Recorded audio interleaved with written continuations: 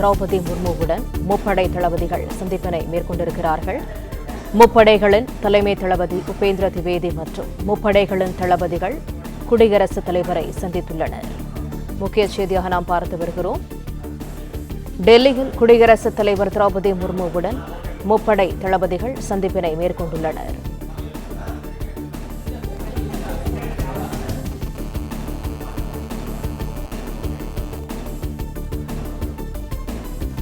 முப்படைகளின் தலைமை தளபதி அனில் சௌஹான் மற்றும் முப்படைகளின் தளபதிகள் குடியரசுத் தலைவருடன் சந்திப்பினை மேற்கொண்டிருக்கிறார்கள்.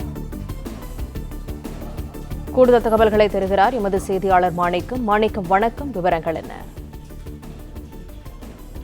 குடியரசுத் தலைவர் திரௌபதி முர்முவுடன் முப்படை தளபதிகள் சந்திப்பு ஆனது தற்பொழுது நடைபெற்றிருக்கிறது. முப்படைகளுடைய தலைமை தளபதி அனில் சௌஹான் மற்றும் முப்படைகளின் தளபதிகள் குடியரசுத் தலைவருடன் சந்திப்பு நடத்தி ஆபரேஷன் சிந்தூர் தொடர்பான விவரங்களை எடுத்துரைத்திருக்கின்றனர்.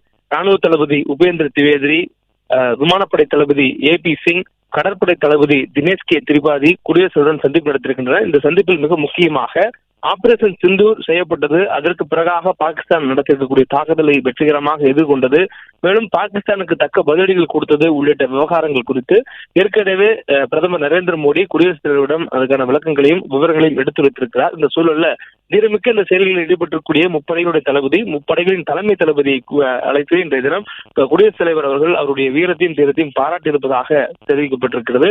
மேலும் பயங்கரவாதத்துக்கு எதிராக இந்தியாவினுடைய இந்த துணிகர செயலுக்கு தனது வாழ்த்துக்களை குடியரசுத் தலைவர் தெரிவித்ததாகவும் சொல்லப்பட்டிருக்கிறது. ஆபரேஷன் சிந்தூர் வெற்றியை தொடர்ந்து குடியரசுத் தலைவர் முர்முவை முதல் முறையாக முப்படை தளபதிகளும் முப்படை தளபதிகளுடைய தலைமை தளபதிகளும் சந்தித்து இந்த தாக்குதல் குறித்தான விவரங்களையும் பகிர்ந்திருக்கிறார்கள். குறிப்பாக இந்தியா நடத்தக்கூடிய இந்த ஆபரேஷன் சிந்தூர் என்பது 100% வெற்றி.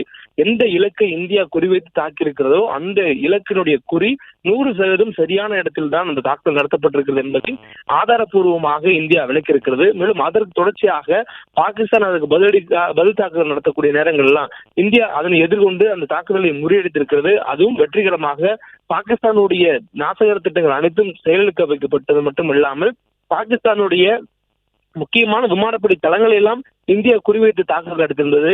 இந்தியா நடத்திய தாக்குதல்களில் எந்த இடத்திலும் இந்த பாகிஸ்தான் நாட்டுடைய குடிமக்களுக்கோ அல்லது மற்ற யாருக்கும் பாதிப்பு இல்லாமல் பயங்கரவாதிகள் கூடாரங்களை மட்டும் தாக்கியது.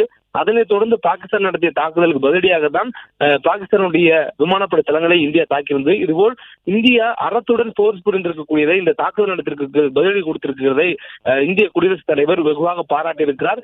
இந்திய படைகளுடைய வீரம், அர்ப்பணிப்பு நாட்டை பெருமை கொள்ள செய்துள்ளதாக குடியரசுத் தலைவர் முர்மு முப்படைகளுடைய தளபதிகளுக்கும் தலைமை தளபதிக்கும் தனது பாராட்டுகளை தெரிவித்திருக்கிறார். இந்த முப்படைகளுடைய தலைமை தளபதி அனில் சௌஹான் மற்றும் முப்படை தளபதிகளான ராணுவ தளபதி உபேந்திர திவேதி, விமானப்படை தளபதி ஏபி சிங், கடற்படை தளபதி தினேஷ் கே திரிபாதி குடியரசுடன் இந்த சந்திப்பில் பங்கேற்று அவர்களுடைய விளக்கங்களை கொடுத்திருக்கின்றனர்.